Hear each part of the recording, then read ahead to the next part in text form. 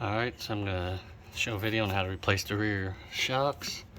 You need a 15mm and a 18mm. I already went on, zipped off the two bottom ones. Now you got the 18 on top.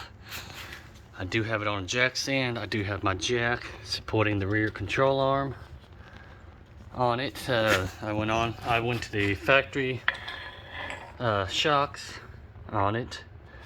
Therefore I don't have to fiddle around. I got the sleeve, the bump stop, the bracket on it, and the bolts that holds the mounting on it. I like to stick with factory. I'm going to replace them both as a pair on it. Now I just took a 1/2 inch 15mm and I was able to break it by hand. Same thing with this 18mm. I just got a 1/2 inch and was able to break it off by hand. I didn't need no impact gun or a cheater blower.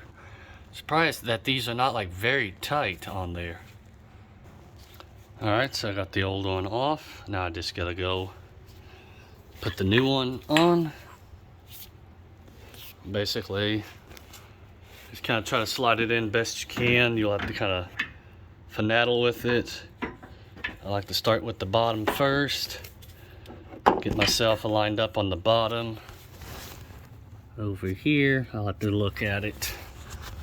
Then basically you do have alignment little tabs. I thought that was kind of nice. So you do have two of them. If this thing will get out of the way.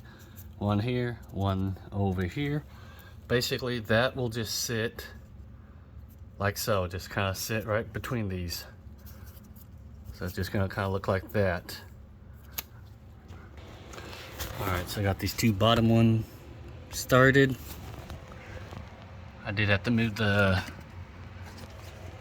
jack a little bit to get myself kind of aligned up. I'll have to drop it down and shift it a little bit to get lined up in the holes. But with the factory ones, all you gotta do is just put the bolts on and zip it down. The aftermarket ones, what I've seen is you get the bolt and the nut, because apparently the aftermarket ones, this part here is not threaded, so you gotta use a nut and they bolt into it.